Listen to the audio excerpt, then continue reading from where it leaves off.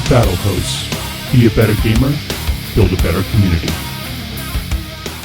Welcome to Battlehosts, a podcast, a website dedicated to helping you become a better 40K gamer and to build a better community of players. I'm your host, Mark, and with me tonight is Matt. Well, hello. If you like what you hear, subscribe to us on iTunes to catch all the latest episodes. You can also follow us on Facebook under The Battlehost. If you'd like to support The Battlehost for as little as $1 a month, please visit patreon.com/thebattlehost. If you join for $3 a month, you can access our Discord chat where we discuss all things related to the hobby.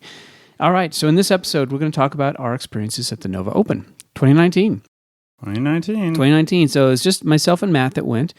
We'd actually never gone to the Nova Open before. So this is the first for us. So we kind of talk about the event itself, including the venue, the layout, some of the accommodations, just the basic stuff. We also talk about the Nova mission format and our own gameplay experiences. And then we'll kind of discuss changes to our armies moving forward and kind of our plans for future events. So really, we're just going to chat about how the Nova kind of impacted us. It's like, will we go back? And we'll leave that till the very end. All right, now, just real quickly though, Nova Open, I think, not to kill the lead here, but I think we basically had a good time. Oh, right? It was amazing. Yeah. It was amazing. Yeah, I think that we, before we jump into the specifics of it, I'm really glad we went. At first, I was kind of like, It just sometimes, the way it kind of hit for the year, I was tempted to not go, but I think I'm really, really glad I went because it was actually, it was a lot more fun and more engaging than I really even expected. Yeah. So, well, we'll start out with kind of the trepidations first, because got to keep in mind there was kind of some drama leading up to Nova. Yeah. First, I mean, yours truly. I mean, they released a rules pack that said if you are bringing models that have two different base sizes, one that's an older base size and one, like for example, I brought orcs. Okay? Yep. And my orcs, the orc models that I had, came on 25 mil bases. Well, the new repackaged orc boys and ludas are on 32s. And there was a ruling that said, hey, if your army has you're playing models that have two different base sizes, you need to use the one that they're currently packaged with. Mm-hmm. Yeah. Yep. And so I looked at my 90 boys. Yep. And I looked at my 15 ludas, and I said, well, crap. It's a lot of all of them on 25s. Yeah. So yeah, that was a lot of not rebasing, but buying these base rings that you just kind of glue around the 25 mil base. I mean, I wouldn't call it exactly Disneyland doing it. Yeah. I mean, it wasn't the worst thing in the world, but yeah, it kind of set the mood early on. Then there was that ruling about Gene Sear Cult that everybody was kind of up in arms about. Yeah. To where if they started them and kind of there's this ability where Gene Sear Cult, they can point to some units that are on the board that are deployed and say, nope, they came from below. Yeah, they can put them in the ground, basically. Yeah, put them in the ground, and they can come back. It had previously been played. They could come back whenever. They could come back turn 2. They could come back turn 6. It was up, and they used to just pop out of the ground like the last 2 turns and just grab objectives and drink your tears as you lost an objective to them. But Nova said nope, they need to come back by turn 3. And so there was some controversy leading up to the Nova Open. Yeah. And keep in mind that it's on the other side of the country from where we are. It is, yeah. So I mean, we're in Idaho. We'd be flying to Washington D.C. And when the waitlist when it came up, we decided before they even put the tickets up to go. And Matt, you bought one, and then I waited an hour and a half, 2 hours later, and they were sold out. So I was on the wait list. So it was kind of like but I found out, I think in July, that I got a ticket. So I got in, and from there, we made the plans to go. But I mean, it's not cheap to go. But actually, when I think about it, especially considering the Las Vegas Open, when it all comes down to it, it's actually probably a little cheaper than going to LVO. Is it? Because of the accommodations and the food and the money you kind of spent while you're down there. That's true. Yeah, eating in Vegas is really expensive. Yeah. I bet, you know what? Probably not cheaper. Probably about the same. Yeah. So because if Nova was closer, I mean, man, I'd go every year. That thing was amazing. Yeah, and also going across the country requires, there's no nonstop flights from Idaho to DC. Unfortunately, one of the problems with living kind of where we do. So, it had to be a commitment for us to go, and I think it sort of as it started kind of getting closer, we were kind of like, I was actually thinking, well, maybe I wouldn't go. But then I guess, you just kind of say, well, the heck with it. Let's just do it. We're already committed. We're already doing this. And so I think, Matt, you even asked me, are you sure you want to go? You still want to go? I'm like, yeah, let's do it. Yeah. So we went. And before we get into that, we'll talk a little bit about our experiences at Nova. But before we do that, let's hear a word from our sponsor, DGT, which, by the way, before we talk into DGT, Nova had plenty of chess clocks available. And we'll talk about their format for chess clocks, which I thought was quite brilliant. Yeah. So let's hear a word from our sponsor, DGT. Playing a tabletop game at a casual pace can be fun, but running out of time and not getting your fair share is not. Playing with a game timer is the best way to speed up your play and make sure everyone gets an equal amount of game time. Check out the Easy Game Timer from DGT. It's a perfect solution for tabletop miniature games with a large lever for quickly changing turns and a clear digital readout. It's simple to set up and customize, and your settings are saved when it's turned off. It's the most affordable and high-quality game timer on the market and is officially sanctioned by the International Chess Federation. The DGT Easy Game Timer is available from many online retailers. Wholesale pricing is also available for tournament organizers. Visit dgtnorthamerica.com to learn more. Speed up your game and improve your play with the Easy Game Timer from DGT.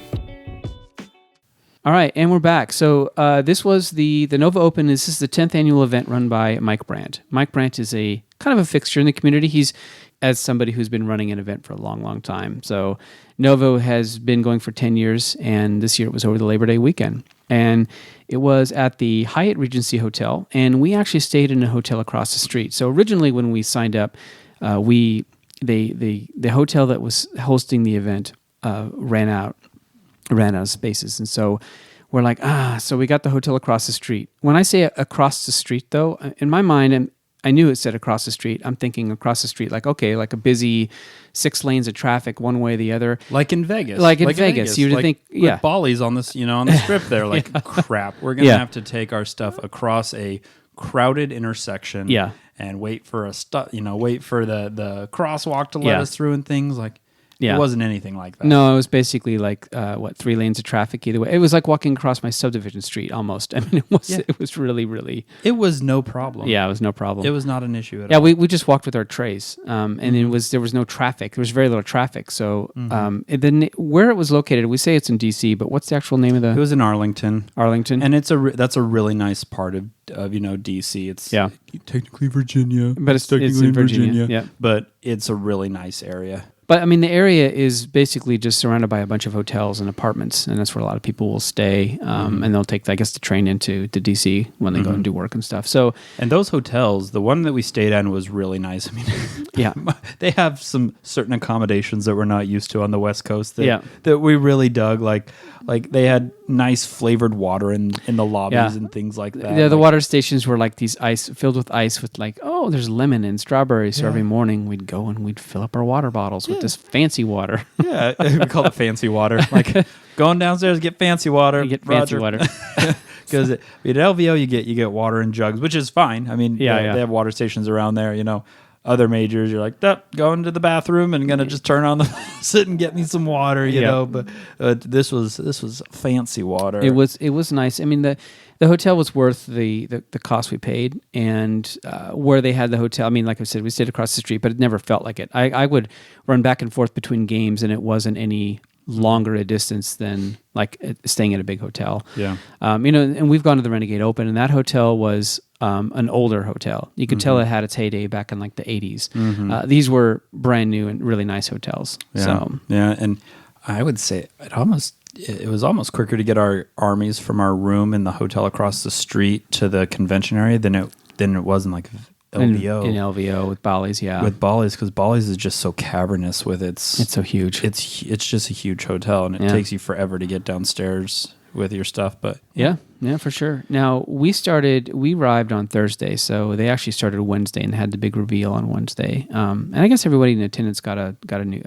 Plastic Sister battle, which was cool. But we showed up Thursday, and so we didn't play Thursday. Our game started Friday, and it was a pretty casual check-in. Basically, Ronald Reagan Airport is a 5-minute shuttle ride to the hotel. It's literally right next to the airport.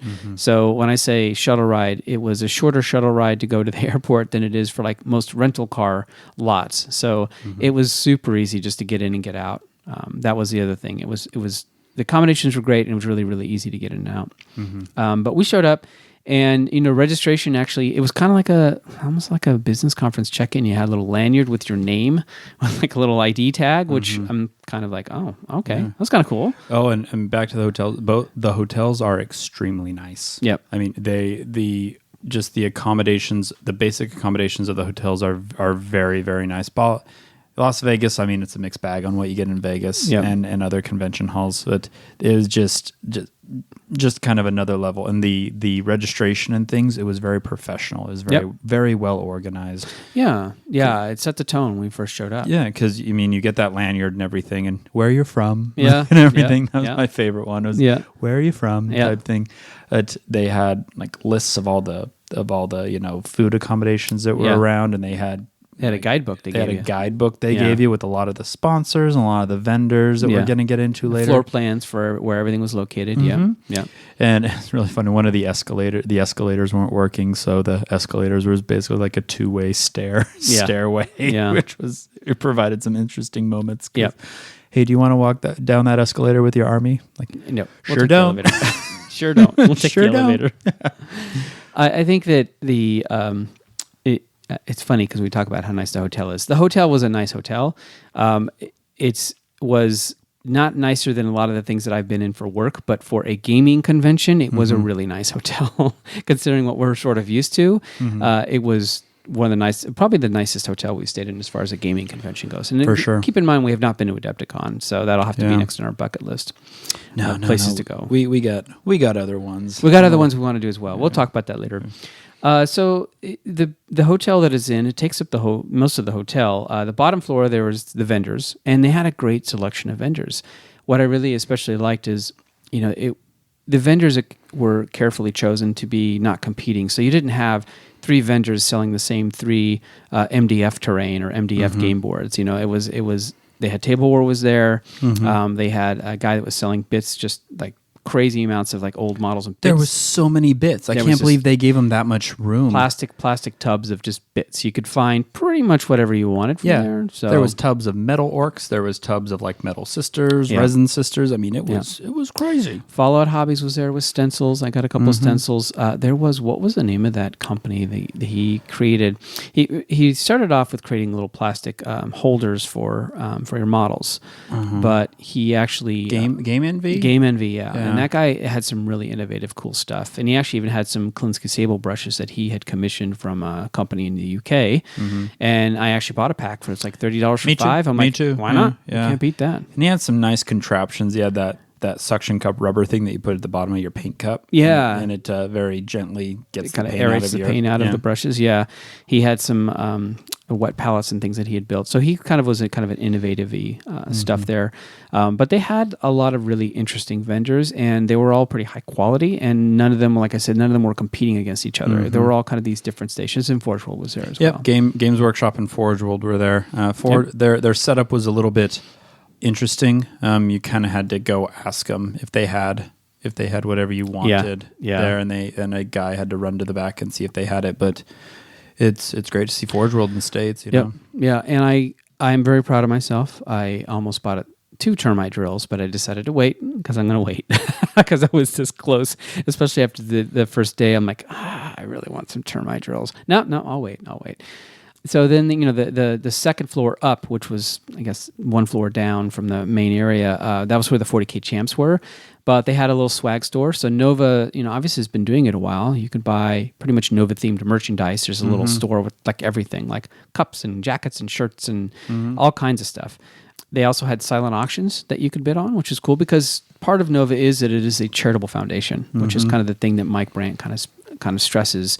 And they had these glass display cases for paint judging and also for some of the silent auction stuff. So it was really just well laid out, and it just looked nice. It's hard to say.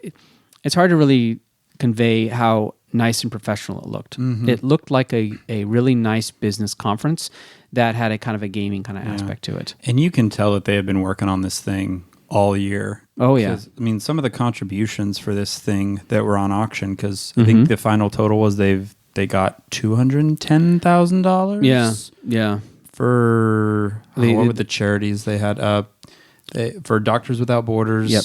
A breast cancer research foundation, and another one that's slipping my mind. But Yep. they had, full size Boba Fett costumes you could wear, full size Darth Vader costumes. They had a Lego Millennium Falcon that was probably 4 feet by 4 feet or so. Yeah, it's a classic Lego. Yeah, and it's huge. Yeah. I mean, it's massive. And it had LEDs like built into it and things like that. It was really cool. It was really cool. They had a lot of 40K like art prints and things like that were pretty baller. Yeah, and which I should have bid on them because I recognized that.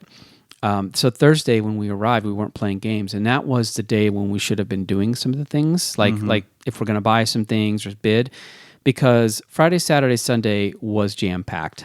We'll get to that in a second. But those were jam-packed days. So if we do it again, if we do this again, definitely that first day is when I will, because there's a couple of art prints I was like, I really should have bid on those. Yeah. That would have been kind of nice. There's some really cool Eldar ones that were, for sure. And then the second, this was the second floor up, but then there was a main area. Then up they had other games. They had pretty much most tabletop games you can think of, and they also have a long running narrative campaign. So, and then the very top floor was a lounge with a bar, and it's basically just an open space, and they had kind of a bar in the back, and the bar was all proceeds were going obviously to the charitable foundation as well. And the cool thing about that was that oftentimes, if Vegas is Vegas, there's always something to do in Vegas. So they don't have to provide a lot of entertainment. But having a lounge that every night, you could go up there, there's going to be gamers up there drinking and hanging out, was actually really nice. It's just, where everyone is at. After the games are over, they're all going to go to this one spot because there isn't a whole lot of other places to go around there. So he provides this sort of this social atmosphere for gamers to go after their games. Yeah, because where the hotels are, like Mark said, it's kind of, unless you have a rental car. Yeah. Or want to Uber around, you're kind of where you're at. I mean, there's not a whole lot within walking distance right there because it is right next to the airport, kind of out there a little bit. So you kind of have to make your own entertainment for the time that you do have left over because, like I said, our days were full. We're full, super full.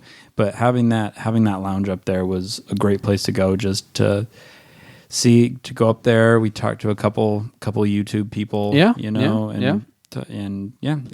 was a really great nightcap. Yeah, it was definitely a way to cap the night. So the hotels themselves have typical hotel food and bars, which means they're overpriced and they're okay. They're not that great. But knowing this, they had food trucks, and they had about like 7 or 8 food truck options, which were there mostly for the lunch, and there were some decent food truck options too. Yeah. And what did you have? The thing you can only get on the East Coast. So like po' boys, like catfish and shrimp and alligator po' boys. Like we can't get that on the West Coast. No. We can't get that. But I had one, and I texted my wife like, I found one. I found a place to get po' boys. Like, are you excited, dear? Like, yes, I am. This is amazing. I mean, and it was great food truck food. Food trucks do take a while to get your food. They do take some time, yeah. But there was other options available in the area if you didn't want to do food which trucks. We kind of had to discover for ourselves. So there's a deli across the street. Again, when I say across the street, I'm talking like 3 lanes of traffic. That deli was awesome. It was a great deli. And we didn't discover that till like day 2. And then around the corner, there's like this little Italian place, which we liked even more, which had like pizzas and sandwiches and stuff. So you guys, I'm getting kind of mad at Mark right now because he's giving away trade secrets. These are trade secrets. But to our listeners, we will make that sacrifice and get those little holes right there were gems because they were all reasonably priced. Yep. Food trucks can get kind of expensive just from the nature of food trucks, and eating in the hotel can get expensive. But having those little holes, the grill and like the place around the corner, very reasonably priced, very good. And you can tell the people that had been there before, they knew exactly where to go. So you discover that day 2 and go, oh wow, okay, this is pretty nice. So I think as far as the accommodations go, if we had to grade them, I would grade that these accommodations were as nice as any that we've ever been to as far as gaming goes. I don't think I've been to any of them. Like Bally's is Bally's. It's got Vegas and stuff like that, but it's not nearly as nice as this. No. It just isn't as nice as this. And honestly, the food options in Vegas, surrounding the area, like if you're going to get something quick to eat, they're not great. Nothing. I mean, you really have to go on a hunt, and everything is Really expensive. Is still Vegas priced. It's still Vegas priced. I mean, yep. you're in the land of $90 buffets in Vegas over there. So it's you really have to go searching around for something decent. Yeah. I mean, Renegade was I liked the hotel in Renegade. I did too. Call me crazy. I mean, it reminded me of The Shining a little bit, but Yeah. it was nice and open and had natural light. Yeah. It was out there to Yeah. where it was kind of hard to get places. Yeah. And it was kind of rough, but this Novus is just so well thought out. Yeah. It's just so well organized and thought out. I think that's what you get the feeling is that it is a well thought out event. Mm-hmm. Like Mike and his team have put a lot of thought into everything. Like we just got the survey in an email, and you can tell that he takes the feedback and he makes it better. And it's on its 10th year, but you can tell that every year he's doing those little small touches to make it better each time. So it's just, you could see the amount of effort and thought and prep that went into this, and it shows when you're walking around. Yeah. So yeah. I would say is you're right. The Renegade Hotel, it was older. I liked it, but you really could you ate there or you didn't eat. Like that was it. So. And you were kind of out in the middle of. There wasn't a lot around you, so yeah. You were there in the hotel. Yeah. And it didn't help that it was it's what, December? And it was November. It's in cold. November in Minnesota. It's a little cold. Is cold. You don't want to go outside. I will say the nice thing about, and it's not really fair to compare Renegade to Nova just because the size and scope is different. But I will say that Renegade having a smaller player base is a little nicer because you kind of know more of the players there. And Renegade was extremely well run. I really thought it was well run as well. It was well run with their own unique mission sets, and they had their small events that went on beforehand that were great, like the night joust that we had a blast in. We had a blast in that night joust. Yeah. So as far as Nova goes, though, I mean, as far as the organization, I mean, they had an army of volunteers. An army. It just a little army. There was so many people walking around with like vests and walkie-talkies, and it was you could tell that there was a presence for people that were constantly going and running around and making sure things kind of kept up to the standards that he had set. So they had a floor mat or a floor map that you knew where everything was. And there was just signages everywhere. There was just kind of goofy, funny things you could tell he created a couple years ago, and he just keeps using them. And it's just, there's something about having an event that's been done over and over again that you just get better and better at it. Now let's talk about the games. So the grand tournament was 9 games over 3 days, which is a lot. It's a lot of games. So many games. There were almost 300 players. I think it was like 290 something or other. Wow. And that gaming hall, and it didn't feel like it because the gaming, where they run the game, the 40K is it takes up a whole section, but it's kind of like in different sections. So there's literally 2 main rooms where it's kind of they're all connected, and you can't really tell. It's not like they're separate from each other, but there's kind of 2 main areas. The ceiling is fairly low, so it doesn't feel huge and cavernous like the Las Vegas Open. Well, and when we showed up on Thursday, we showed on Thursday and we went into the hall, I'm like, this is tiny. Yeah. I mean, I can't touch the ceiling, but the ceiling has got to be like 8-9 feet up. Yeah. I mean, it was not like this place is going to get hot. It's going to get noisy. Yeah. What are they thinking here? It was neither of those things. They had the AC cranking, which I think it was to their benefit that the ceiling was low, because that AC, you could feel the AC going through, and it wasn't loud because it was spread over such a large area. Yeah, it didn't have the echoey effect. One of the things that I really liked about the, it had the classic where the tables don't have 360 access. There's like four to a row or 5 to a row. However, what he had done was he actually had little sideboards where you could put your armies. So between each table, there was a little sideboard where you could put your tray. So there was always a space to set your stuff on the table, not underneath. And so the mats, because basically all the tables had mats, which like every event has mats now. The mats weren't touching each other. There was just enough space to put kind of your tray down, which I really did appreciate. There was a little foot spot, I think. About a foot long strip between them. And of course they had like it was funny because it was like fabric covered and had Nova Open as a like a graphic on there. So again, he has thought through this. It looked nice. There was so many little details like that that really kind of brought it together. There was no like open plywood. You didn't really see bare plywood. No, you didn't.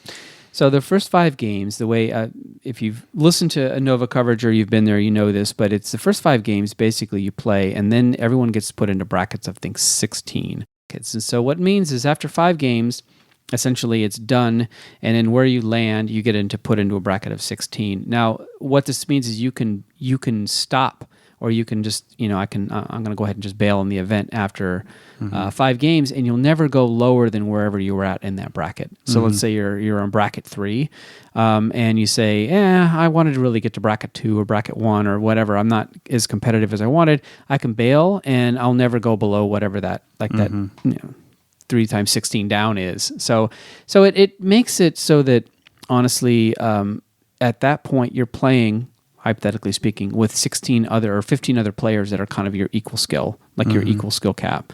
So I kind of like that idea after 5 games, because then you have 4 more games to get to a true winner for each bracket. So, yeah. It was a good way of, not, after 5 games, not making people kind of beat their head against a wall with playing people kind of outside their own pool, and each one of those pools had its own prize support that you could win, because even after game 5, you had 4 games where 4 games in a 16-person field is just enough to get, to a true winner. And each one of those little pools has its own prize support, and you can win stuff. So it kind of keeps you going that last day. My original plan was to lose a bunch of games and then just drop way down to a bracket, but that really didn't work out that well. You had too many Scorpius tanks for that. Yeah, I did. I did. So let's talk about the tables.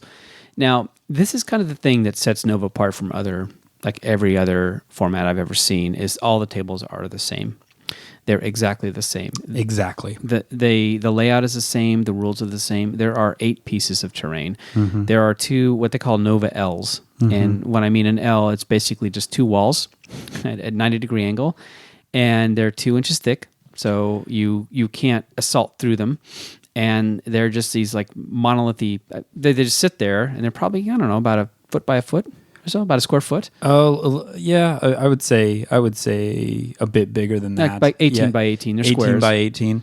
They're big and tall with no ledges on them. You cannot put models on them. Even if your model has fly, it cannot go on the top, because the top is considered impassable. It's considered to be pretty much, for model placement purposes, to extend to infinity. The 2-inch thick thing threw me off, because a unit of boys charging through a wall, you cannot, unless every single one of those 30 boys, unless they can all get on the other side of that wall, you have to string them around to the around the L there. Otherwise, you can't go through, because you have to be within 2-inch coherency, and they were just over 2 inches thick. So you could not have 10 boys fighting on one side of the wall and the other 20 sitting on the other side saying, okay, we're ready to pile in next. It does work. They're interesting pieces, and they're kind of the center point of the table itself. So they sit literally in the middle. They're right there in the middle. One faces one way, one faces the other, so that and the tables basically are balanced, so that there are 2 hills, there are 2 ruins, and there are 2 like crater foresty -2 to charge kind of things. Yeah, they're scatter terrain, quote unquote, that have the same rules as forests. So you get cover for infantry, get cover for just standing on them, and they are -2 to charge in and out of, which you really have to keep in mind. Because I'm deep striking my stuff all the way around the side of this thing so that I don't get -2 to charge. Please and thank you. Yeah. And it basically, I think what it means is that they can run all the tables basically have these 8 chunks of terrain. And so it's easy for them to just throw the same 8 pieces on each table, and it's basically consistent, and it's probably easier as an event runner, because they're big chunky pieces of terrain that they plop down. They're painted to 3 colors-ish. They're not beautiful looking, but they're not horrible. They look okay. They're functional. They look good. They're functional, and they look good enough to play. They're not pink foam, I guess, So he's done it over the years. They look decent. They're not LVO quality terrain by any means, because I think this last LVO, that terrain was just really, really well done. Yeah, well painted at the scale that they were painting it at was really good. Well, and there's pluses and minuses to it because, like you said, from an organizational perspective, that is so preferable to just have those terrain sets that you have to worry about, so you can churn them out quick, and you can storage is also a thing. Storage is easy. You can all have a predetermined box that they all go into, and there is never the excuse, well, I was on a table with crappy terrain. Yeah. Like, no, you're on the same table with the same terrain of all the other 150 tables. Yeah, and that's it. It's an interesting philosophy because and it really just depends. And I actually see it both ways. So the tables are the same. You can practice on those same tables. And in fact, actually, when we were practicing, we were playing with two pieces of terrain that kind of mimicked the Nova L's, but the terrain we had was high enough that a knight literally couldn't see over it. But the Nova, it wasn't quite high enough. A knight could see everywhere on the board. So what we were practicing with wasn't quite the exact height that they had. So we were a little bit off by that. But it's nice to have the same terrain because then the terrain itself is taken out of the equation of who won this game. It's the same terrain. And the terrain is built in such a way that you can get cover. There is some line of sight blocking kind of with those L's, but some deployments you get less and more. But it is nice to have more LVO had basically maybe 15 different types of boards. Yeah, more or less, yeah. And some had more terrain, some had less terrain. But you're right. People could always say, well, I got on that board without not a very good terrain. Yeah. And I imagine that Mike probably is like, I don't want to ever hear that as an excuse, so I will just take that off the table. Well, they did a really good job. They had predetermined deployment zones. For each mission, Your deployment zone was predetermined, and they axed out the two deployment zones that overly favored, I would say, assault armies. Yeah. The pointy hammer, The pointy Dawn of War and the pointy hammer and anvil were both axed from it. And there's fixed objectives, and there's no middle objective, none whatsoever. So, which meant that, but it also meant if you wanted to max your primary, you had to go out and get objectives, but you could sort of defend at least one or two usually that were in your zone. Yeah. So. But I don't know. I guess in the Boise Cup, we try to do even more extreme, like themed. So every table has its own kind of theme to it. I think it just depends. Your mileage may vary. I think that people that really like to take terrain as a, basically as a, take that as a reason to lose off the table, they really appreciate what Nova has. For those that like a little more variety and like the idea that you can kind of go up to a table and it's slightly different, I think that Las Vegas Open is kind of a little more that way. Yeah, and they don't use the ITC rule because ITC has so few rules. They have, I think they have two. Yeah. One is first floor is line of sight blocking. And the other one is that an objective can't be placed in the middle of a building or something like that. In a ruin, In the middle of a ruin, Those are the only two rules ITC really has. They did not follow. I mean, Nova does not follow those. So it's all true line of sight. And those ruins, two ruins on each table, they were not great ruins. No, they were not. They weren't even that tall. They were ruins. They were small houses. I mean, I would put them as small houses. They would give cover. Yeah. They would give you a +1 to your save. But some of them didn't even have a lot of height to them. So I took a Manipulus, which is a tech priest Manipulus, or even just a tech priest. He's got a bunch of crap that kind of skulls and stuff at the top. I could put him in that ruin. I couldn't hide him out of line of sight. So some ruins had some walls, and some just had kind of just chunks of blocky stuff that was for ruins. So kind of really just depended. The line of sight was basically the L's in the middle. That was where the only real line of sight that you had, but they were big and they were kind of imposing and they were right in the middle, so you kind of played around them. And you could tell people that had gone there a while ago kind of knew how to, where the angles and the avenues of shots and fires and stuff were. That is one of the downsides, I think, of having set terrain like that, is that lists can be gamed kind of around that terrain pretty easily. So yeah, for sure. And I think that's the other reason. And I think I imagine Mike probably is like, well, okay, that's fine. Cool. He doesn't care. But yeah, I don't know. It's interesting to see if big events go more toward the standardized terrain setup, or do they go more toward more themed, or do they just want to go to kind of like Vegas does or LVO does, where they have about 10 different or maybe 15 different variations of stuff. So I kind of like the idea of, I mean, if it was me, I like the idea of having maybe 10 set maps, terrain maps, or 8, and that's the same each time. And there's literally a guide that shows you exactly what the table terrain means each time. So the reason Boise Cup does themed terrain, though, is because Aaron likes to build tables, and we just think it's cool. So there you go. We like our tables to each look different and have its own quirks and characteristics and things like that. So. Yeah.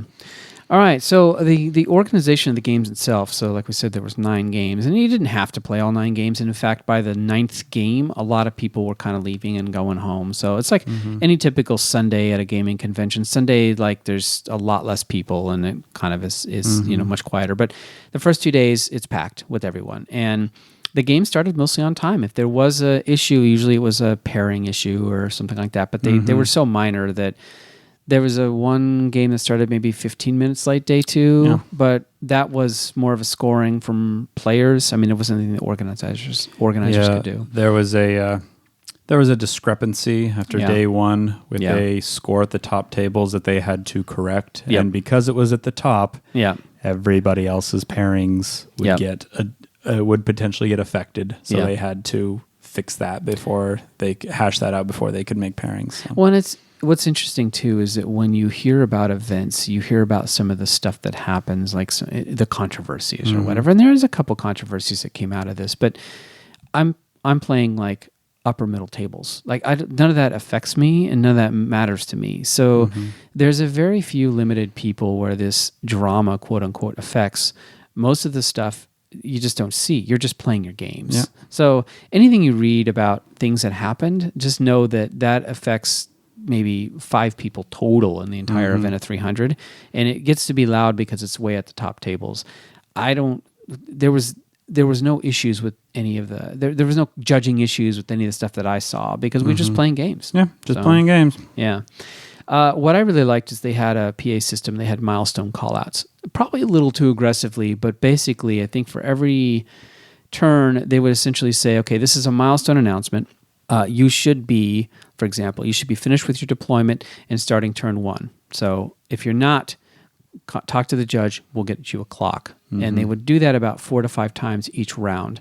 So if you listen to it and it would say, okay, you should be on turn 2 or you should be on turn 4 or whatever, you can look at your game state and go, oh crap, we're going too slow, or we got plenty of time.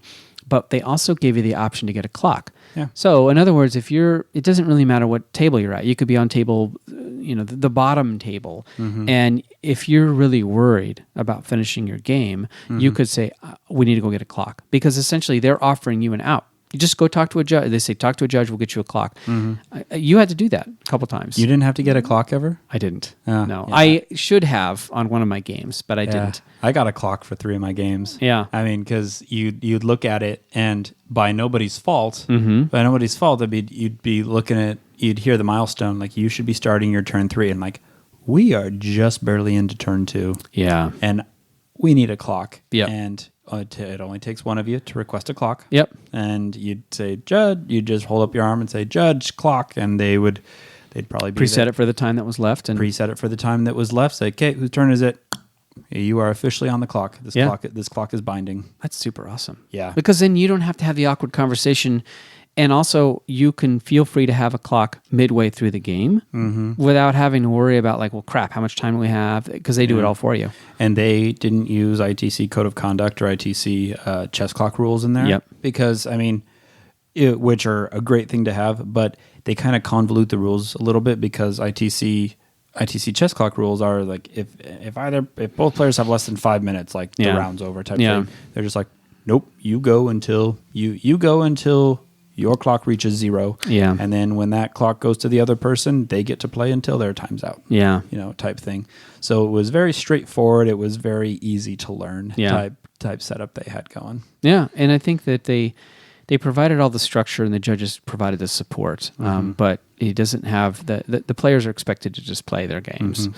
And if anybody's on the fence about, if chess clocks are really, I don't know, appropriate for the game, try playing, a couple turns with somebody that maybe is a bit maybe is a bit sluggish. Yeah. Maybe is they're stopping the game to ask questions a lot. Sure. Put them on a clock and see what happens. Yeah. They stop asking, questions that they probably know the answer to already. I think that slow play was all but eliminated. I've never heard one instance of slow play because it couldn't, right? I mean, it was literally like, okay, we're down time, we need to get a clock. And the fact that they gave you the out to get a clock halfway through, like I said, or even 3/4 of the way through was really valuable. Because then it's not you, it's almost like it's the game state. Objectively, we are 2 turns behind where we should be, according to this announcement we just heard. Yeah. Let's go get a clock.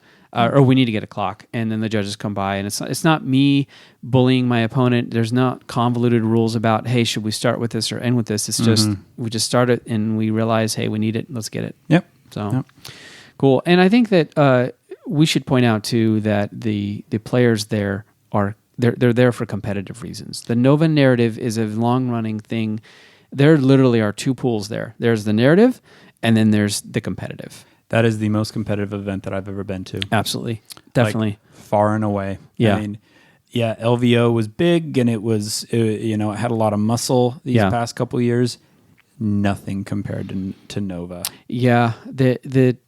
It's geared, I think it's geared for competitive play, because the mission pack is a certain thing that you can play around it. It's very much a place where if you have practiced with it and you really understand kind of the format and the tables, it's competitive. People go there to play competitive games.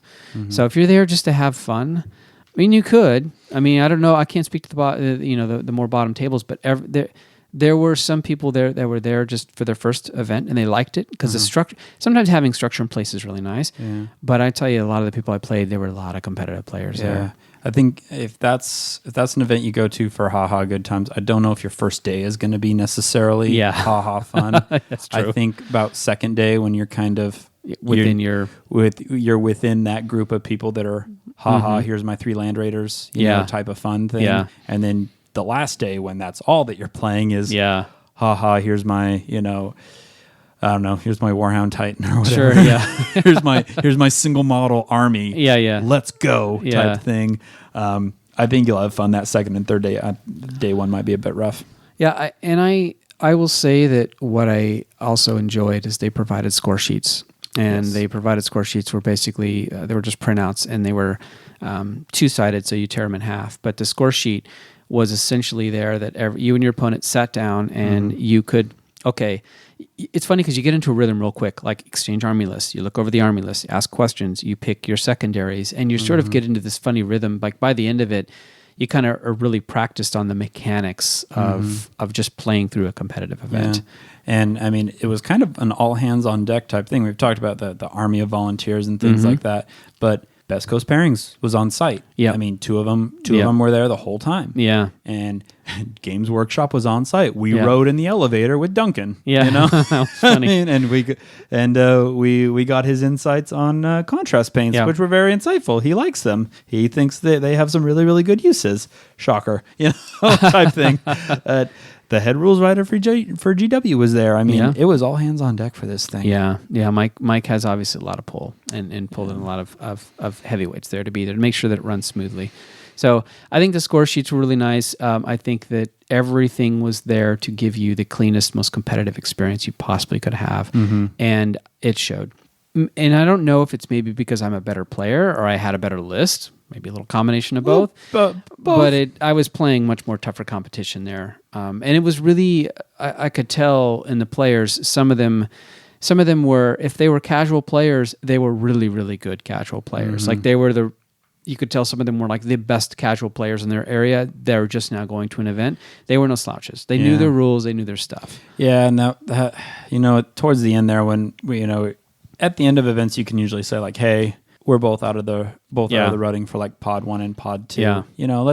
I just want to have a fun game. Let's just do that. And the opponent would say like, I respect that. Yeah. As much as I want to acquiesce to that, I am number 2 in the ITC for AdMech right now. Sure. And I really, really want to, bump up my score. I'm like, thank you for letting me know that ahead of time. Yeah. And let's just get a good game in either way. I think you have to come into the games assuming that your opponent wants to play it as tight and by the book as possible. I had 2 opponents that were very much that way, and it kind of threw me off a little bit, but you get dialed in pretty quickly to like, okay, they want a tight game. They're going to question. They don't want any mistake you made, you have to own. And I'm like, okay, I can switch to that. I can shift to that. But I also don't, I don't typically like to ask for callbacks. And so usually it's easy-ish to shift into that. But a lot of the opponents, like you said, they were there to win. Let me put it this way: if you're curious about competitive play and you're close to the area, I think Nova would be awesome as an experience. But it just know that it's going to be something that is going to really push you to play better and to play cleaner, to play clean with everything you do. And keep in mind they had almost every game system there. Yeah. So they had a narrative event. I don't know if they had a friendly event. No, they had 30K event though. They too. had 30K. Yeah. Wow, that's an endangered species. Yeah, but there's people that play it. There was sure. That was the hall that was just off of, I think, the vendors. Yeah. That was a full hall too. Yeah, they had a lot of people playing 30K. There was a lot of stuff that we didn't see because the 9 games that we played, and we could have stopped, but I guess I'm there and I paid the money. I want to play every game I can. Yeah. So let's talk about the Nova missions themselves a little bit. Now, the Nova missions you can see them online. They're similar to ITC, but different. The first is you can have 2 different, you have to pick a primary mission, and you can pick either progressive or end game. And I realized really quickly that people build their lists for either or. So you have to, progressive meaning that every turn you get a point for holding an objective. You get 2 points for holding 2 objectives. If you hold more than your opponent, you get 4. If you hold 2 more than your opponent, you get 6. And you can only max out at 18. And so with Nova missions, if you're one of those armies that kind of sits and shoots and then comes out later, you can afford to do that for about 3 turns, but by turn 4, you need to be moving out and claiming more than your opponent on the progressives. Yeah. Or if you're a board control army, you need to get that like 4-point or 6-point swing early on so that you can claim and max out your primaries. End game is at the very end of it. I go and I grab some objectives at the very end. It's so interesting to see because there's no real in-game objectives in ITC. No. There's one really. There's a ground control, but it's a secondary. It's a secondary, and it's not nearly worth as many points. We were unprepared for that because when we were practicing Nova, say like, well, I'm taking progressive. Well, I'm taking progressive too. It's obvious. Why would anybody take end game? Yeah. I don't know about you, but like 4 of the 5 people that I played took end game. Yep. And it was kind of a shock to me because like, what am I missing here? That format very, very heavily favors shooting armies. Sit back and shoot, and you take end game, and because it's completely different than ITC. Yeah, you can sit back and shoot. Yeah, and then when the game is about over, they start moving up and taking those objectives for the end game because it is so easy to max out those end game objectives if you are sitting back and shooting and then just jump on them at the last second, like old school ITC. Like the way ITC was like 2 years ago. Yeah, and there's no kill one, hold one as a primary. So it doesn't matter. Like oftentimes I don't like taking small units that can be easily killed because inevitably I'm going to face a guard player who's going to have like 20 mortars, well, maybe 10, and that little ranger squad or that little like servitor unit, they're dead. They're gone. In this one, there is no hold one, kill one, hold more, kill more. So you're not constantly having to kind of grind through that. You could sit back all game and then do your end game if you're an end game kind of player. Yeah. So, I mean, there were lists there that I look at them and like, there's no way this would work in ITC. Sure. Because it would give up kill more all the time. Yep. There was an awesome AdMech list there that had, 10 units of 5 Vanguard or something like that? Yeah, 50 Vanguard with plasma, all in transports. And then 3 of those tanks. That would be a nightmare in ITC because those tanks are only T6. Yeah. Right? And they would give up Big Game Hunter. Yeah. They would give up Big Game Hunter because they have more than 7 wounds. You get kill one every turn pretty much. Because if you had any kind of anti-tank firepower. Yeah, and those Vanguard are only T3. Yeah. So they'd come out of their transport and there was no way you'd be able to keep up on kill more with that. Yeah. So I mean, it's a completely different format. I don't think we were prepared. We did not play enough games. We did not. And we should have practiced more endgame, because what I found a lot of players would do, the endgame players, we'll call them, they had characters, and especially if they're not facing snipers, their characters would start to move out onto objectives that were not. So they would shoot, and then they would, like, turn 4 or 5, they'd start to move out to claim, because they were going for endgame. Yeah. And I think that I'm like, my army could have easily done that. I just wasn't ready to play it that way, and I should have played it probably more like that. The secondaries, I actually like the secondaries more than the ITC. I do. I agree. They're cleaner. Yeah, they're just cleaner and they're easier. Yeah. The Marked for Death one is a bit silly. I thought because you can mark anything. Because you can mark anything, like Mark's servitors, his unit of 3 servitors, his 3 units of 4 servitors, 3 units of 4 servitors. They were frequently marked. Yeah, and they cost 20 points. Yeah, right. And like, so I get a secondary for killing this 20-point unit. Cool. Yeah, like What I did love is that if you took one knight, you were not completely and utterly handicapped like an ITC. Because in ITC, if you take one knight, that thing is going to be a character, and it will give up full headhunter. Yeah, it will give up, full headhunter or Kingslayer. It'll give up full Kingslayer, and I mean, there's 4 points right there. Just gone. That thing in Nova format's only worth 2 points. Yeah, it's just 2. I think that, and of course, too, the ITC missions are built a different way. But it is interesting. I think you don't really know how well you're doing, especially if somebody took endgame, because they could score 0 points in the primary, and it's the very end of it. And so if you're playing against somebody that's playing endgame, you're like, okay, crud, I can see where he's going to score here. I can see where he's going to score here, here, and here. And one of my opponents, he picked endgame, and he had guard. And it was interesting because the whole game I was progressive, and I'm trying to grind out some primary points. And I saw what was happening toward the end of the game. He was running out of units. He had some things that he was kind of moving out. And right at the very end, he had a company commander not make in range of an objective. And I didn't really have anything that could have killed him, but he failed that. And so it was kind of like, and then he lost. And so he was kind of sitting there trying to figure out like how he lost. But because of your take endgame, it's such a massive swing at the end that if you don't get it, I guess I just didn't have the nerve to pick it because I was just so worried that I'm like, oh God, if I don't get this, that's the whole game. Yep. But conversely, on your opponent's side, they can just pull the whole thing back around. Yeah, absolutely. So, yeah. What did you think of the missions like overall, though? I mean, I think they work with the terrain and the table setups, so it all kind of works together. It's all very simple. You can't pull one apart and make a change, really. I think it really, really heavily favors shooting armies that sit back and just shoot. But otherwise, I liked them. Yeah. I mean, I liked them. It was we just like in Renegade, we did before we went to Renegade, we did not play enough Renegade missions. We did not, and this is the same thing in Nova. We did not play enough Nova missions against a variety of armies. Yeah, because we kind of played against each other. We played against somebody else whose Gene Stealer cult, which was good. Yeah, but we didn't play enough against other people. We convinced a couple people to play it, but locally we also don't have the terrain for it. No, we didn't. We don't have good terrain for Nova. No, and I mean after playing 9 games over 3 days, like I'm really tuned in with Nova missions, aren't you? Yeah, for sure. That's what we needed. We just needed 9 games over 3 days. Yeah. I was joking with somebody. It's like, man, my day after Nova list is going to rock because I'm going to be so tuned in on exactly what I need to do. Yeah.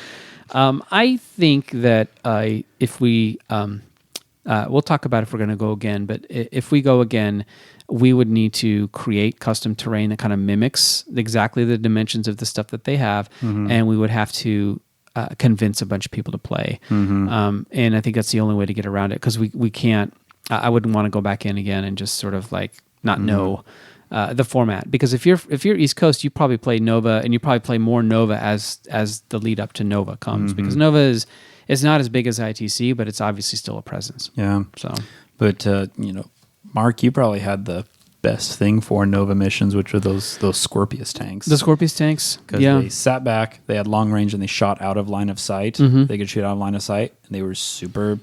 They're super durable. Yeah. I mean, I probably played 9. I played 9 of them. Yeah, 9 of them this weekend, and I had to, like just killing them left and right. I mean, you have to kill those things in Nova format because they're they can sit back really long ways away and just shoot on the other side of those big L's. Yeah, and and it's indirect fire. That's unlike guard. It's ballistic skill. It's 3+. Strength 6, -1, 2 damage is really, really good. It's a nice profile for those tanks. I imagine the points will go up. Well, maybe we'll see. Are you saying that they're underpointed at 111 They are, but you know what points? is not as underpointed with those stupid Caladius tanks, which those were Caladius tanks. all over, like so many. They were armies. everywhere. The Caladius tanks and the tank commanders. Yep. With the relic battle cannon. They were everywhere. In fact, let me see. I played 9 games. The 4 of those games faced the battle cannon, the relic battle cannon. So it's quite a bit. It's a lot. So see, I didn't have to play any relic battle cannons. Just had to play a ton of knights and a ton of Scorpius. Surprisingly, I never played against one. I don't know. So okay, so how do we do? Let's so we kind of talk about the missions. I liked them. I like it as a nice change of pace. We need to practice more for sure if we go again. I went 5 and 4. What was your list? My list. So I had a AdMech list, and I went with Styges. So I had a detachment of Styges, and I took the specialist detachment, the Servitor Maniple. I had a Dominus and a Manipulus. For those of you who don't know, the Manipulus basically increases the range if he doesn't move. He can do something. He can also increase the charge distance, but for the most part, he's there to give 6 inches additional to the range. I had a unit of 8 breachers with the arc rifles and just the normal arc claws, a unit of 4 breachers, and then a unit of rangers. So those are the troop choices. And then I had 3 of those Scorpius disintegrator tanks with, of course, the Belarus energy cannon, which is the indirect fire shots. So right away, that's Styges. It's -1 to hit. Typically, I would do Shroud Psalm to give them a cover, and so they would sit in cover. So for those of you, counting at home, you have an entire army that's pretty much a 2-up armor save. Yep. And -1 to hit. Yep. All right. Yeah. Continue. Right. So then I had a super heavy detachment of knights, and the reason I took knights is because I didn't have the time to go pure AdMech. I wanted to go pure AdMech. I have been playing knight lists with AdMech allies, and I've been slowly kind of weaning myself off the knights. It's not because, the reason I took the knights is because I know I can get them painted in time and quickly, and I can roll with them. I didn't have enough time to build out the rest of the AdMech. So I have ideas for the next iteration of the list that's going to require a lot more AdMech stuff. But the knight detachment, this was kind of the funny choice. I took a Crusader. This was Krast, of course. I took a Crusader with the battle cannon, and then I took 2 Warglaves. Now, the reason I took the 2 Warglaves is because I wanted some melee punch. Truthfully, I probably should have just taken the Helverins just because it was a shooting game. But I took the 2 Warglaves because I wanted to. I'm so used to playing against fast melee threats, is I wanted something that had a counterpunch to it. At least something like if my tanks get charged, I can go in and do something. I really just enjoyed playing with Warglaves, I have to admit. So it's a knight detachment. And then finally I had a mixed detachment of Vanguard. I had a Tech Priest Ingenseer who was Graya, who had a strat that can shut things down. I had 3 units of Servitors that I made them Agrippina so I could recycle them, which I never got a chance to do. And then I took 10 Infiltrators that are Mars. And so the Infiltrators drop down. They have 5 shots each. For 2 CP, I can use the Wrath of Mars, so 6 is to Winter Mortals. They, on average, do between... the lowest I've ever seen them do was 4, which was really, really, really terrible. That was one of the games I lost against a really good opponent. 4 was the lowest I've ever seen it. Typically, though, they do about between 8 to 12, depending on rolls. So... That'll clear out like a unit of Bolgren and things like that. Yeah, it's there for those tough units that have like Bolgren. They're there for Bolgren, face it, because Bolgren, there's nothing else that kills them except mortal wounds. I need mortal wound output to kill those guys. Yeah, so and I like those. I like those Warglaves in there because they're the knight version of a distraction Carnifex. Oh yeah. I mean, I'm sure they got shot to. They got shot. Get out. They got shot to hell. I ran them forward every game. I just shoved them up there as fast as I could, and we said okay. And their Meltas didn't do anything, but they took firepower off the tanks for at least a turn or 2. Yeah, the tanks and probably the knight a little bit as well. And the knight. Yeah. Yep. So my games I played. My first game was against an Eldar player who had kind of more of a foot list, and he was playing a lot of Guardians, and it was kind of a variation of the list you see Sean Dayton take or used to take. It's a really hard list to run. I really like the fact that he was running it because it was super cool that he was he was going with this thing. But I beat him. That was unfortunately I was 1 point off of max, which once you do that, you're like, oh boy. My next opponent was a Chaos opponent, and he was running This is something else we've never practiced against. 3 Lord Discordants. 3 Lord Discordants. Morty. And 3 of those Deredeo Dreadnoughts. So he had no troops and didn't care. And no CP either. Basically, he ran those Lord Discordants up and he ran Morty up. You either dealt with it or you didn't. He was on you turn 1, turn 2. And those Deredeos just shot the crap out of everything. So, man, I bet he had so much energy at the end of each day. That army is what, like 12 models or something like that? Yeah. And I looked at his scores afterwards, and basically his is a go first army, because if he does not go first, Morty could get dropped by most things. Most of the shooting in that game will drop Morty turn 1, but he went first because he didn't have a lot of drops.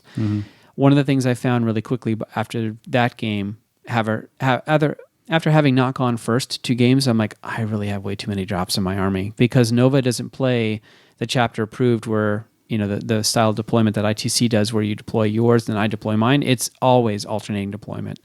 So I think if we do it again, I have to lower the drops, because I was going second almost every game except for the last game I see. Because they just did the +1. They just did +1, yeah. Third game was against Guard, and that was a really tight match. He had 3 tank commanders and all this stuff. That was the one he took end game. At the very, very end, his company commander failed and didn't make it to his last end game objective. So I won by like 2 points. He was a really good player, but that was also one of those ones where I think he was shocked that he lost, because it looked like he had the game all game, and like at the very end he was like, and he didn't get the points he needed. So the first day it was 2-1. I had 3 very good games. Even the crazy Lord Discordant list, it was brutal. Was a fun game. Yeah. So how about you? What was your list and how was your first day? I took orcs to my first big tournament. And you've been working on these orcs for a long time. For a long time, because every single one of them is converted. Yeah. Conversion's your thing. Yeah. So all 90 boys are converted. All my Ludas are converted. All my characters are converted. But here is my list. I had it's nothing too shocking. It's basically a get your foot in the door kind of orc list type thing. You get all the basics. So I have a Bad Moons battalion with 3 weird boys, 3 units of Gretchen, 121, 110, another 110, 15 Ludas, shocker, Evil Sons, a battalion with a war boss in mega armor, God rest his soul, a war boss on warbike with a power claw and attack squig, God rest his soul. Yep. I got 3 units of 30 boys. And you're saying that because those are index options that have now... Those are index options that the day before the tournament started... They're now called Warhammer Legends or something like that. They're legends that you can't really take unless the event says we accept Legends units, which we'll see if that happens at all. So 90 boys in total. I have a Death Skulls battalion with a Big Mech on foot with custom force field. God rest his soul. Another index option. Man. This whole Legends thing really hurt orcs more than any other army, that's for sure. I have a Runt Herd in there, and I have a Big Mech with shock attack gun. Shocker. He's my warlord. 3 more units of 10 Gretchen, Mad Doc Grotsnick, and total 6 mech guns. Yeah. Nothing too crazy. Nothing off the wall. 71 Gretchen, 90 boys. It's a lot. It's a lot. It's a lot to move. What's funny is just before the event, Matt and I take these little plastic...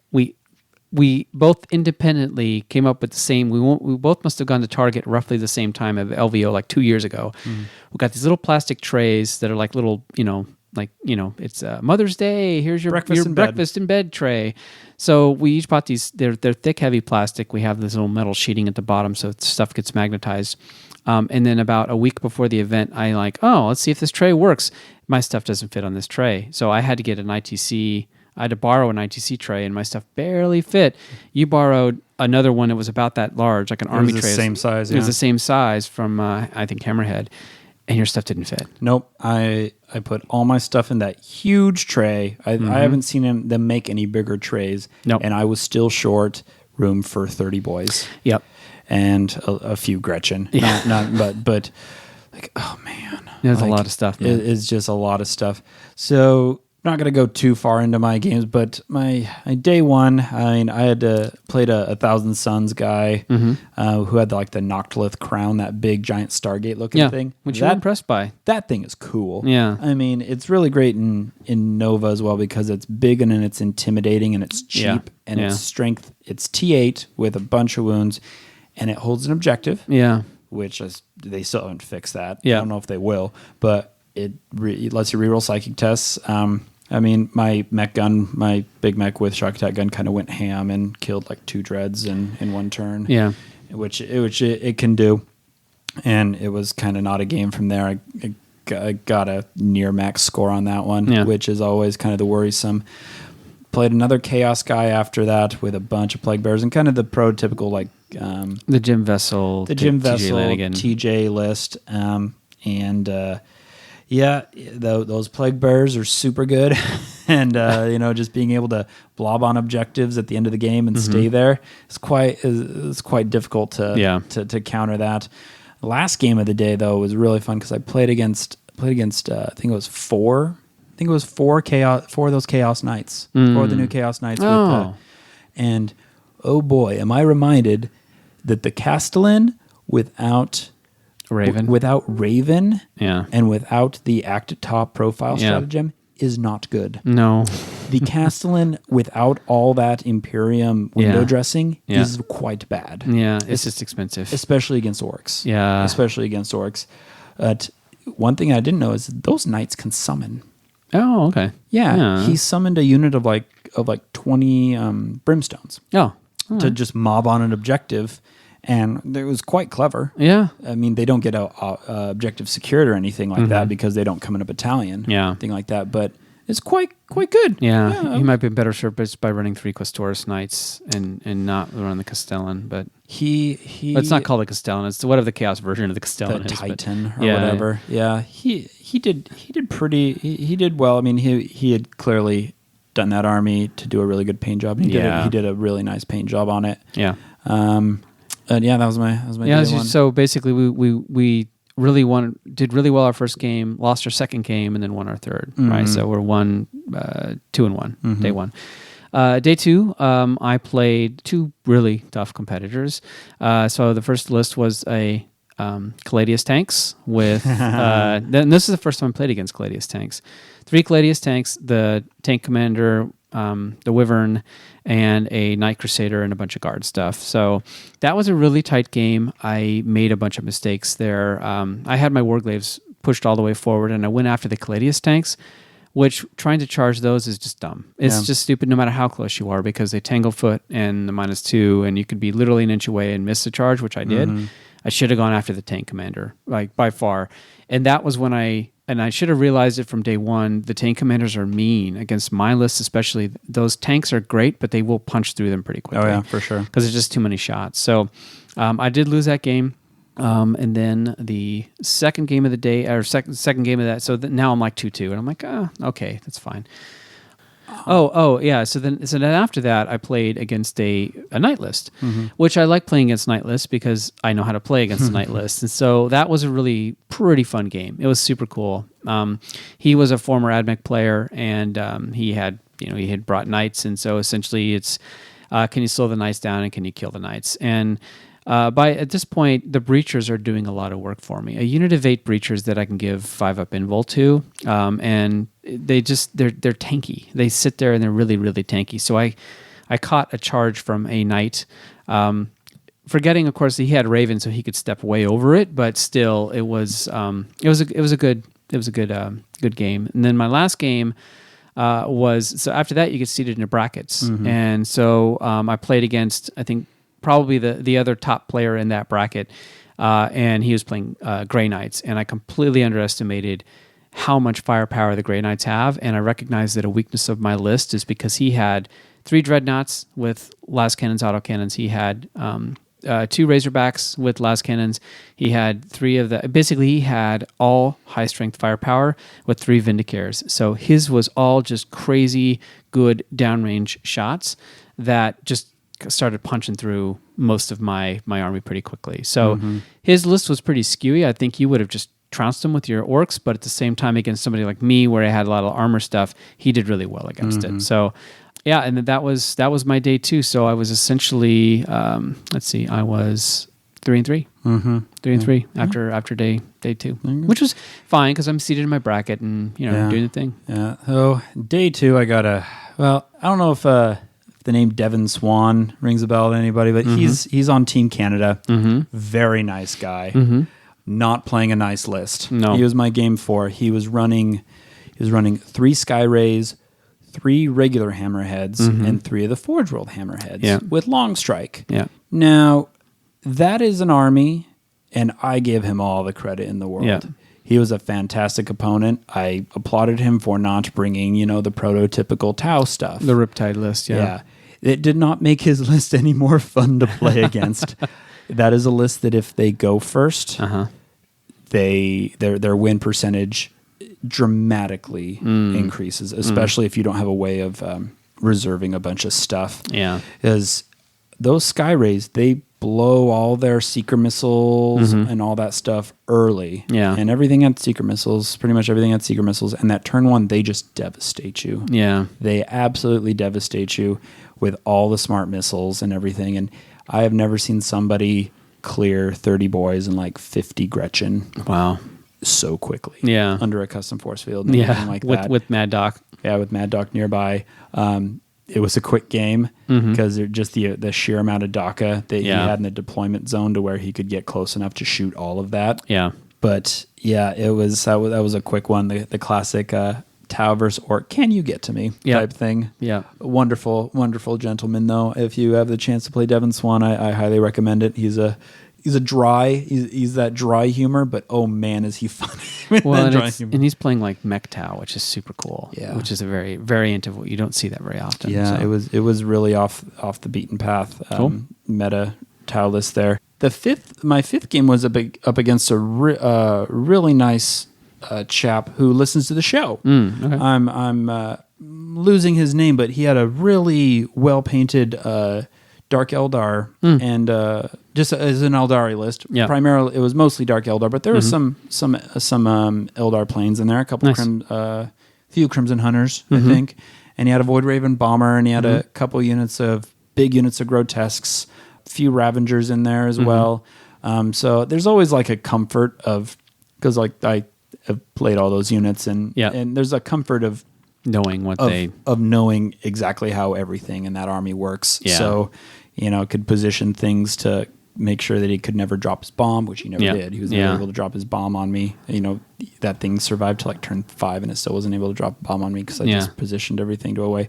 It was really close there at the start. I thought I was going to lose. He was playing really well, but the Big Macro Shock Attack gun went ham on a turn, and it killed a plane and a Ravager, and then the Ludas killed another Ravager and another plane.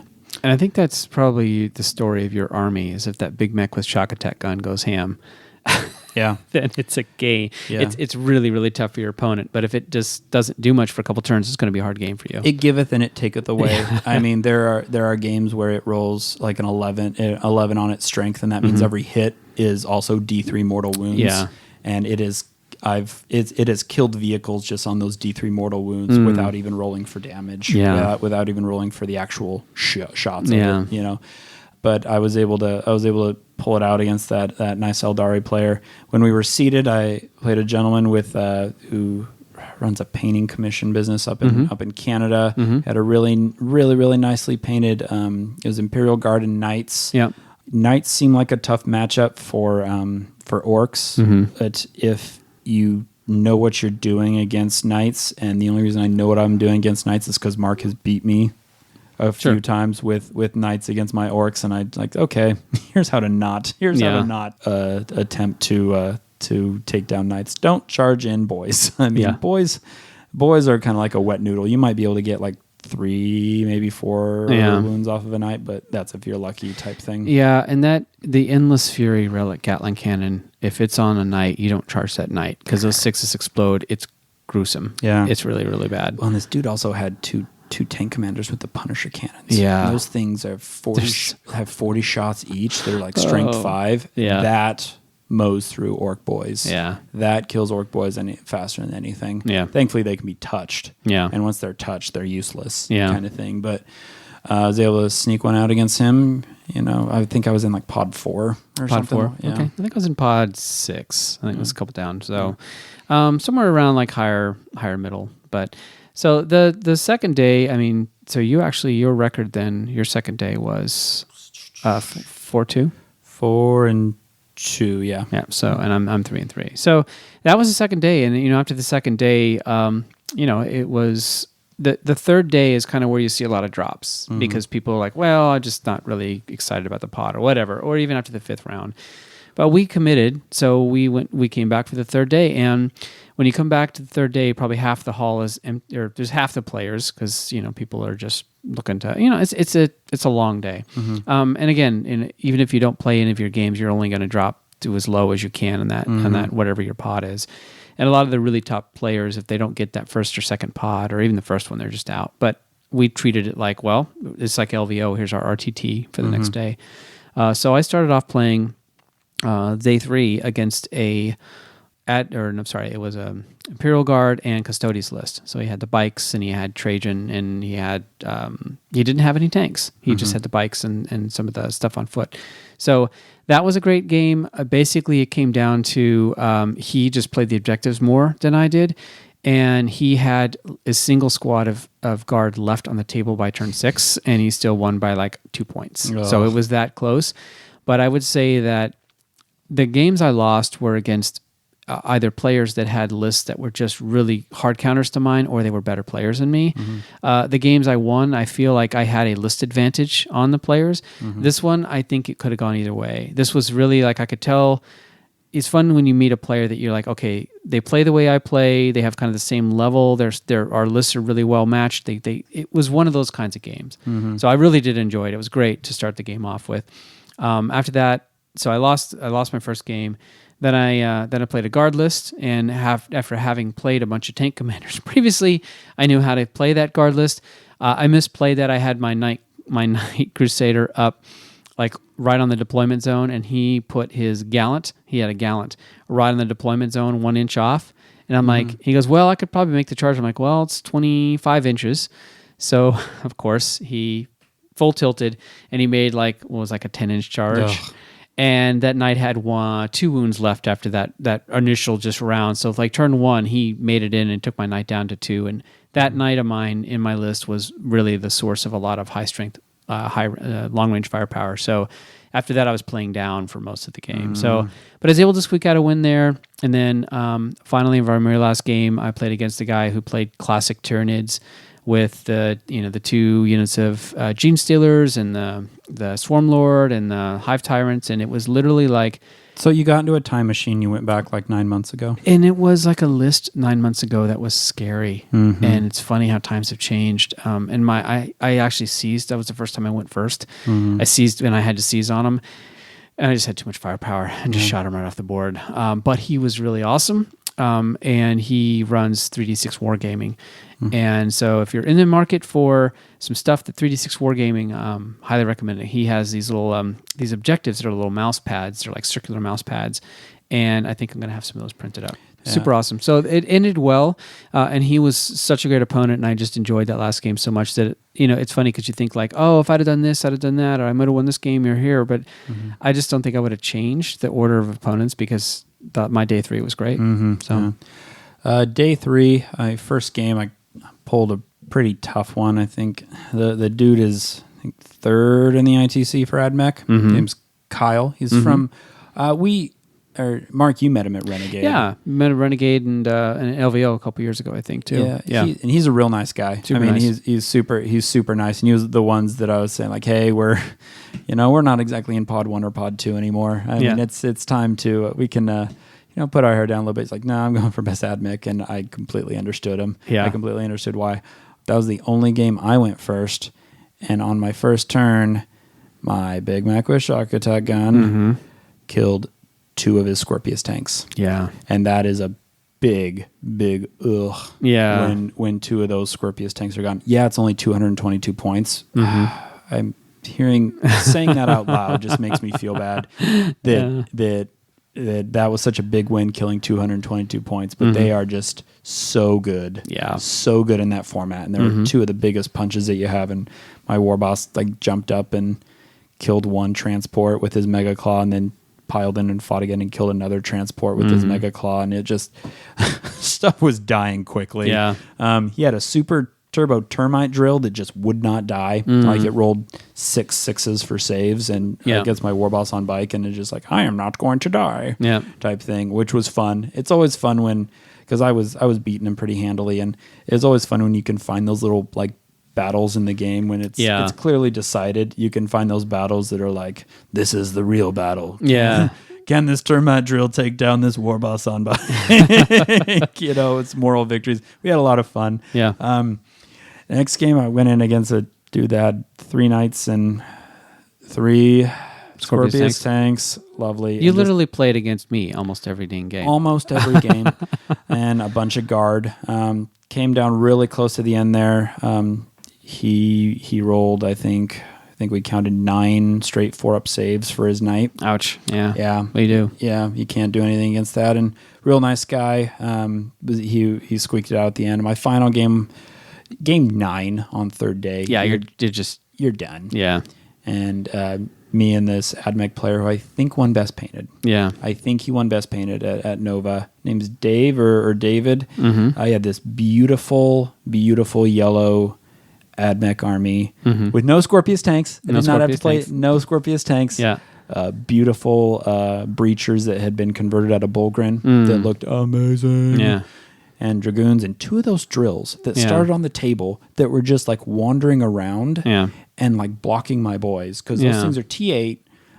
They can do work, and he had some Forge World, like some of the Forge World AdMech units in there that really did work, and the Jazz Hand Priests as well. Really interesting, eclectic list, and he got me on that one. But overall, I mean, I won more than I lost at the event. That's all we really wanted to do. We just want to win more than you lose. And 5-4. Yeah, it's. I thought it was a great event to do. I would go back anytime. Yeah, I think that when it all comes down to it, like, would we go back? There's some other events that we're thinking of for next year that may take precedence because we don't have the airline miles to just fly to every event we want to go to.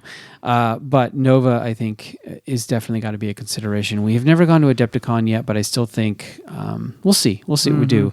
But Nova was a great experience. But had we, lessons learned, I found that my list did not have enough firepower. Like, as far as high strength firepower. I had a lot of strength 6, strength 7, -1, -2, which was great, but I needed a little more punch and not rely on the knights so much. So actually, funny enough, I could have dropped the knights and gone more AdMech and probably done a little better.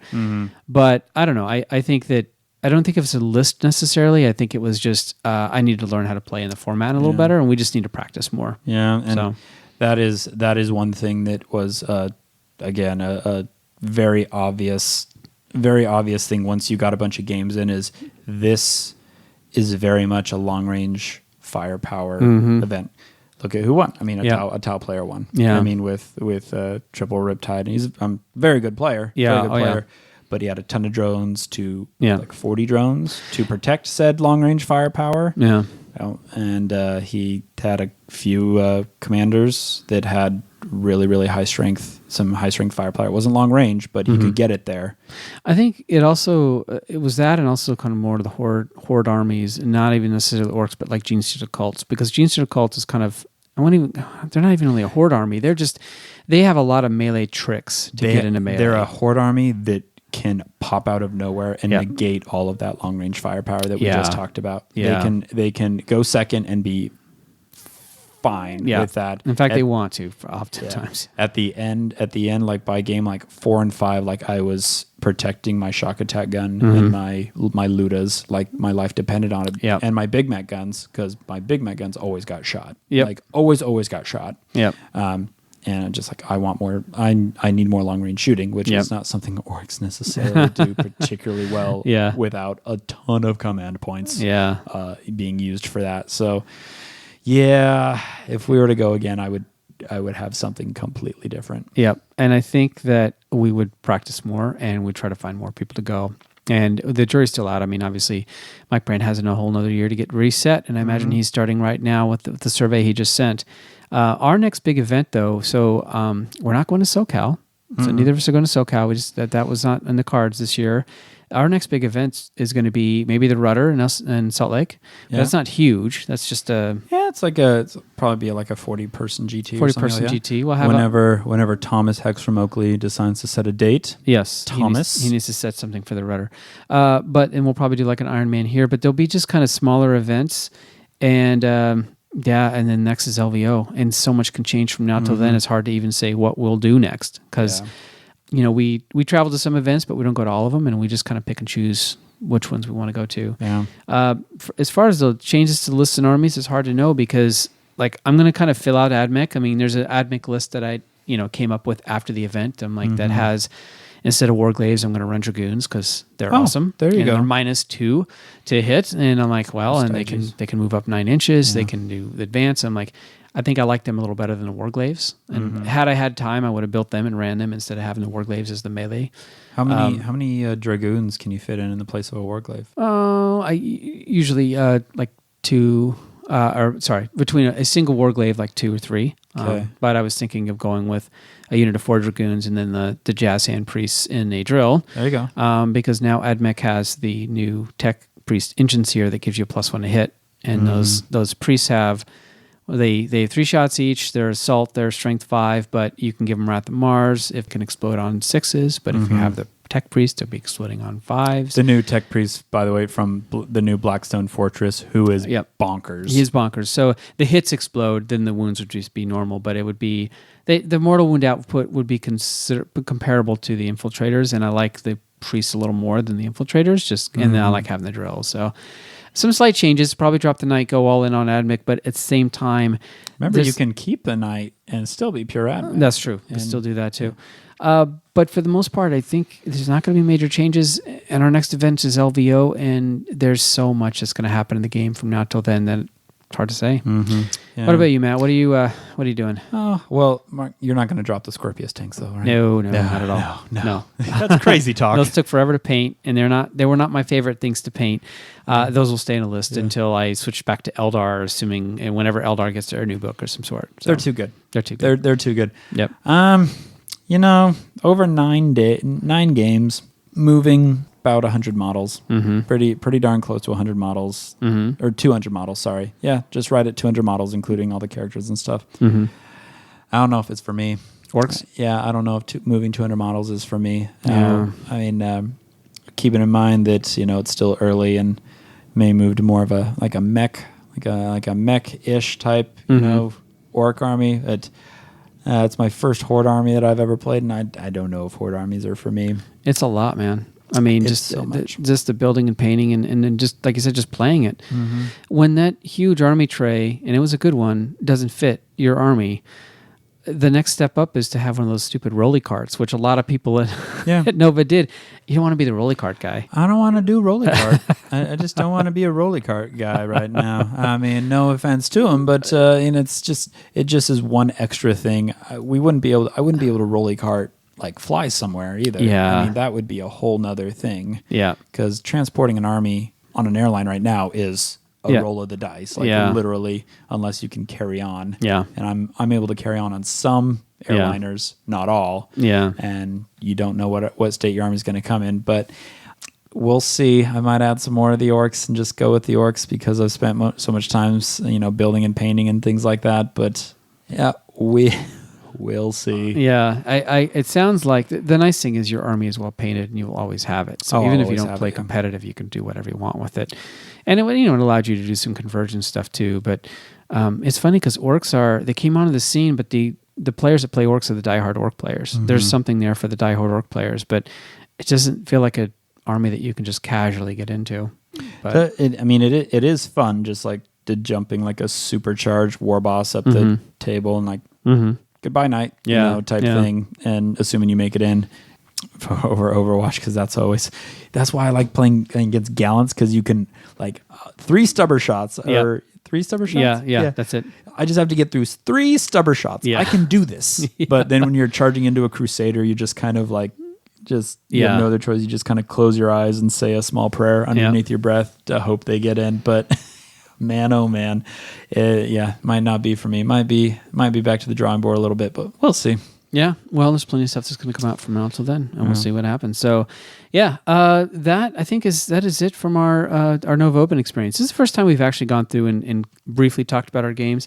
If this is something you like to hear, let us know. We don't usually do it just because it can it's hard for us to remember who we played and kind of going back in time, but we haven't done it before. But if you like it, let us know, and we'll continue to kind of briefly go through them. But I think lessons learned is that we need to practice more for the format. I needed a little more firepower, and I probably needed to go in a little bit different direction and drop the knights, because the knights a knight is great, but once the knight is gone, it's an easy target for most people. Caladius tanks are a scourge, and they got their official rules, and they're slightly changed. Some would say they're slightly. Their strength dropping to 7 is good, because that's a big break point. But their damage going to 2, I'm thinking, is actually better than D3. They went up in points too. And they went up a little bit in points, but it's a slight tweak. It's enough so that you won't see them everywhere, but we saw them everywhere there. They were everywhere there, and the tank commanders are everywhere. Tank and Crass Crusaders were everywhere. Yeah. And it's funny because you think about like Vigilus. There's so many things out of that first Vigilus book. Like, I'm taking the Servitor Maniple so I can give them a 5-up invul. There's a lot of little choice elements. I'm taking the Relic Shock Attack. I'm taking the mob. Yeah. I'm taking the mod with the shoot again strat and the super shock attack gun. Yeah, and we have in front of us a new Psychic Awakening, which I think is going to change things completely. So we'll see how that works out. Change things. All right, so that's it for our Nova. I think we both had a great experience. We both went 5 and 4. Most importantly, we got really 9 very competitive games, which I think at the end of it makes you a better player. And that's all I really want out of a competitive game is, will I be better afterwards and feel like I'm progressing as a player? And I think that's what I got. Yep. So it was a wonderful event. We recommend anybody who wants to go. Even if you're not big on competitive play, there's something there for you. Yeah. And even just the event itself is just well done. It's the most well-run event I've been to, gaming event, for sure. All right, let's hear a word from our sponsor, TraderA.com. If you're like most Warhammer players, you own a ton of models. At one time, you had big plans for these models, but now they just kind of sit, gathering dust, unused and unloved. It's time to clean out your closet of shame. Visit TraderA.com and get cash for your used models. TraderA is run by Captain A, someone who's been in the community a long time and has done a lot to grow the hobby. He's also a personal friend of the show. Unopened boxes, models on a sprue, half-built models, primed, painted, even bits have value. The process is simple. Send him a list of what you have, he'll send you a quote, you pack it up, send in your stuff, and he'll get you cash. You can shop around, but you're going to find that TraderA gives you 40% more than the other guys. You want it quick, you want to get rid of it, visit TraderA.com. Get cash to buy the stuff that you really want. TraderA.com. Sell your models and get your cash quick and easy. All right, so thanks for listening to our show. We'd love to hear from our listeners, so please feel free to message us on Facebook or email us at thebattlehosts@gmail.com. If you'd like to support us, you can help us in a few different ways. You can tell your friends about us. You can like us on Facebook. You can leave a review on iTunes, which helps to boost our listening audience. Finally, you can support us on Patreon at patreon.com/thebattlehosts. So that's all we have for the Battle Hosts. Remember to be a better gamer and build a better community.